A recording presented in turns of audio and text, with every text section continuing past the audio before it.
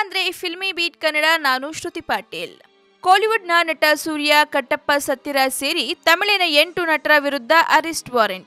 ಮಾನನಷ್ಟ ಮೊಕದ್ದಮೆ ಪ್ರಕರಣಕ್ಕೆ ಸಂಬಂಧಿಸಿದಂತೆ ತಮಿಳಿನ ಖ್ಯಾತ ನಟರ ವಿರುದ್ಧ ಊಟಿ ಕೋರ್ಟ್ ಜಾಮೀನು ರಹಿತ ಬಂಧನ ವಾರೆಂಟ್ ಜಾರಿ ಮಾಡಿದೆ.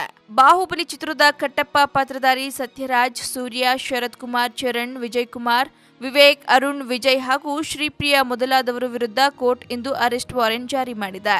2009 ಅಕ್ಟೋಬರ್ 7ರಂದು ಚೆನ್ನೈನಲ್ಲಿ ನಡೆದಿದ್ದ ದಕ್ಷಿಣ ಭಾರತ ಸಿನಿಮಾ ನಟರ ಸಂಘದ ಸಭೆಯ ವೇಳೆ ತಮಿಳು ಪತ್ರಿಕೆಯ ದೈನಂದಿಕ ವಿರುದ್ಧ ಭಾರೀ ವಿರೋಧ ವ್ಯಕ್ತವಾಗಿತ್ತು. ಪತ್ರಿಕೆ ತಮಿಳು ಚಿತ್ರರಂಗದ ನಟನಟಿಯರ ಮಾನಹಾನಿ ಮಾಡುವಂತಹ ಲೇಖನಗಳನ್ನು ಪ್ರಕಟಿಸುತ್ತದೆ ಅಂತ ಸಂಘ ಆಕ್ರೋಶ ವ್ಯಕ್ತಪಡಿಸಿತ್ತು. ಈ ಕುರಿತು ಪತ್ರಕರ್ತ ಎಂ ರೋಜಾರಿಯೋ ಮರಿಯಾ ಸುಸೈ ಅವರು ಚಿತ್ರನಟರ ಬಗ್ಗೆ ಬರೆದಿದ್ದಕ್ಕೆ ನನ್ನ ವಿರೋಧ ಅವಹೇಳನಕಾರಿ ಭಾಷಣ ಮಾಡಿದ್ದಾರೆ ಅಂತ ಆರೋಪಿಸಿ ಊಟಿ ಮ್ಯಾಜಿಸ್ಟ್ರೇಟ್ ಕೋರ್ಟ್ನಲ್ಲಿ ದೂರು ದಾಖಲಿಸಿದ್ರು.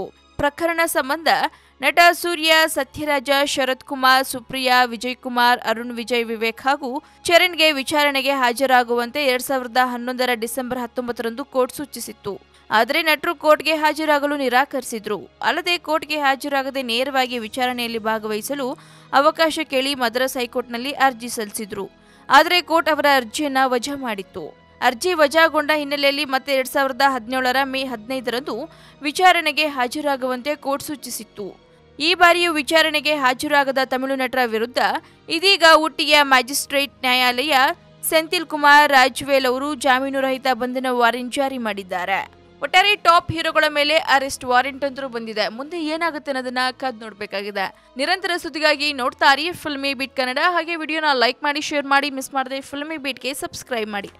ಹಾಯ್, ಎಲ್ಲ ಸ್ಯಾಂಡಲ್ವುಡ್ ಮೂವೀಸ್ ಅಪ್ಡೇಟ್ಸ್ಗೆ ಪ್ಲಸ್ ನನ್ನ ಮೂವೀಸ್ ಅಪ್ಡೇಟ್ಸ್ಗೆ ಪ್ಲೀಸ್ ಎಲ್ಲರೂ ನೋಡ್ತಾ ಇರಿ ಫಿಲ್ಮಿ ಬೀಟ್ ಆ್ಯಂಡ್ ದಯವಿಟ್ಟು ಸಬ್ಸ್ಕ್ರೈಬ್ ಮಾಡಿ.